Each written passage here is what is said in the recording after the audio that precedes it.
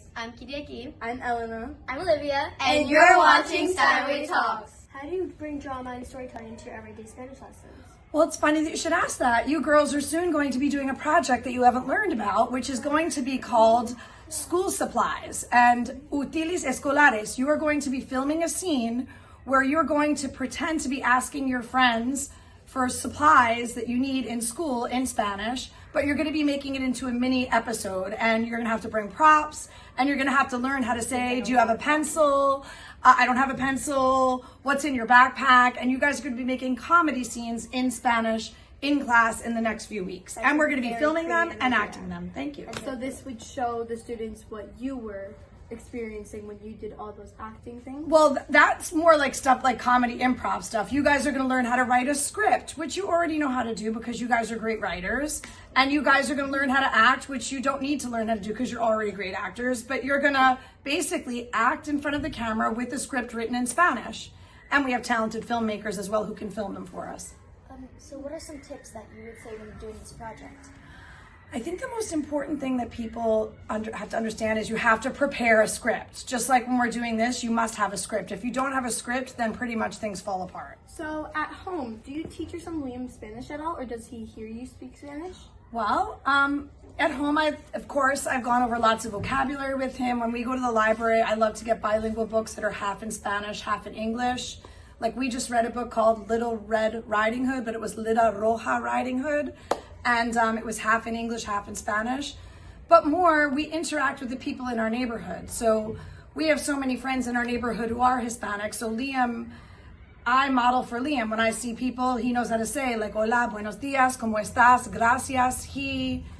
Teaching him manners in English and Spanish and addressing the people in his neighborhood in a natural way. And that's it. So yeah. What made you want to teach Spanish?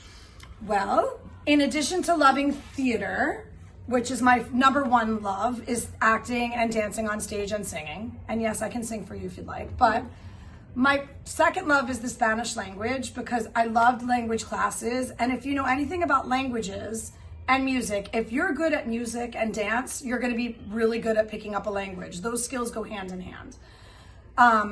And I just really loved Spanish in high school. I took AP Spanish. I minored it in college, and I just love Spanish culture and Latino culture and Latino dance and Spanish dance and everything about Spanish language and culture. Can you share a moment from your acting career that still inspires you in the classroom today? Well, 20 years ago I won the Oscar. I'm just kidding. So there's two most proud moments that I had when I was acting. One was I wrote a solo show, which means I was on stage for 40 minutes and I did a whole extended monologue, a comedy show, and I played the different characters in my family. Like I played my funny grandmother Rose from Brooklyn. I played my very kooky mom Barbara. And it was a very funny show where I acted out a comedy show. But that was a stage performance that I was very proud of. But in terms of like one that I was proud of where I was like, wow, this is really cool. I filmed a commercial for Pepsi and VH1 at Giant Stadium with Mike Strahan, who is the Good Morning America anchor, but he used to be a famous football player.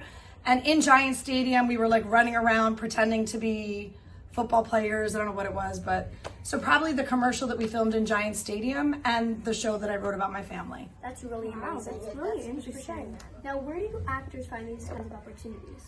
Well, now that everything is done online, it's a little different, but back in the olden days when I was trying to be an actress, every person who wants to be an actor or actress has to get an agent. So for example, you guys are all dancers.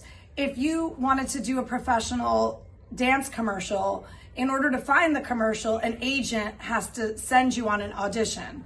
Then if you book the job, the agent takes some of the money that you made on that commercial. So the first thing is getting an agent to represent you. There are dance agencies that represent dancers. There are acting agencies that represent actors. And there are modeling agencies that represent models. But when you have a special talent like all of you that are dancers, that's a dance thing. So basically I had an acting agent and she would send me out on auditions And if I booked a job, she would take a percentage of how much I made for that commercial or modeling job. Can I ask one question? Yes. What was the experience of the Giants commercial, of the Pepsi commercial? It was very nerve-wracking because we were in a huge stadium and we're with a bunch of other actors and actresses, and sometimes it can feel a little bit overwhelming, but it was really fun. That was a fun and easy one because I didn't have any lines. You didn't have to talk, you just had to like run around. Really interesting. Thank you.